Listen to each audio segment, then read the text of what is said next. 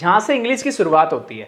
सबसे basic unit से आज हम स्टार्ट करने वाले हैं कि सबसे पहले देखेंगे हम लेटर क्या होता है, फिर देखेंगे वर्ड क्या होता है, फिर देखेंगे हमारा सेंटेंस क्या होता है। इन तीनों चीज़ों से ही हमारी क्या बनती है, कोई भी लैंग्वेज बनती है। अब पहली बात आती है, सबसे पहले आते हैं हम लेटर के ऊपर।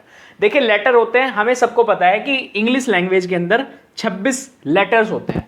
अब इन 26 लेटर्स को भी दो पार्ट में डिवाइड किया गया है। पहले होते हैं वॉवेल और दूसरे होते हैं कॉन्सोनेंट।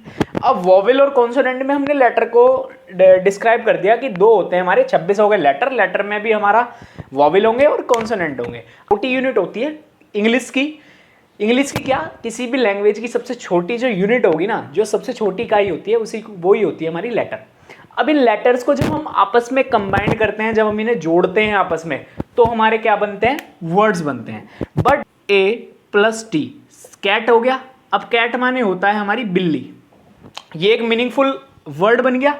तो मीनिंगफुल वर्ड होना भी हमारा जरूरी है। हम आपस में लेटर को तो मिलाएंगे, बट जिस वर्ड वो कहलाएगा जिसका कोई प्रॉपर मीनिंग होगा। अब मैं लिख दूं TAC, तो ये हमारा लेटर को मिलाकर के कोई वर्ड तो बना है, बट इसका कोई टैग का मतलब कुछ होता ही नहीं है, कोई मीनिंग ही नहीं होता। तो ये क्या कहलाएगा, क्या वर्ड कहलाने लायक नहीं है, हमारा वर्ड नहीं कहलाएगा। जिसका मीनिंग प्रॉपर होगा वही हमारा क्या कहलाएगा, वर्ड कहलाएगा। अब बात आती है हमारी सेंटेंस के ऊपर।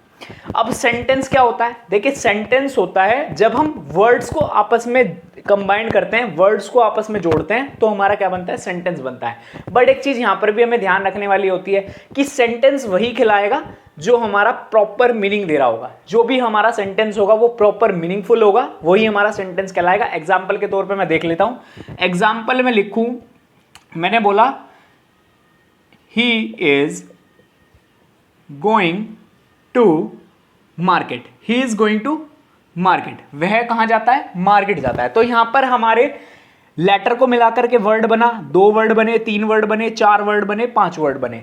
तो इनका कुछ ना कुछ मीनिंग है, इस सेंटेंस का पूरा मीनिंग है। He is going to market, वह कहां जाता है, बाजार जाता है। तो ये हमारा राइट आंसर, राइट होगा, सेंटेंस मीनिंगफुल है। अब इस सेंटेंस को अगर मैं ऐसे लिख दूं, गोइंग इज टू मार्केट, तो यहां पर इसका कोई सेंस नहीं होता। एक हमारा सेंटेंस का स्ट्रक्चर होता है, सबसे पहले सेंटेंस के अंदर सब्जेक्ट यूज होता है, फिर वर्ब यूज होती है, फिर होता है ऑब्जेक्ट यूज। तो इस सेंटेंस के अंदर देखिए सब्जेक्ट भी मिल रहा है, वर्ब भी मिल रही है, और फिर यहां पर ऑब्जेक्ट भी आ रहा है। ठीक है जी। अब ये तो यहां पर सब्जेक्ट भी मिला, वर्ब भी मिला, ऑब्जेक्ट भी मिला, बट ये हालांकि प्रीपोजिशन का ऑब्जेक्ट है, वर्ब का इसमें कोई भी ऑब्जेक्ट नहीं है।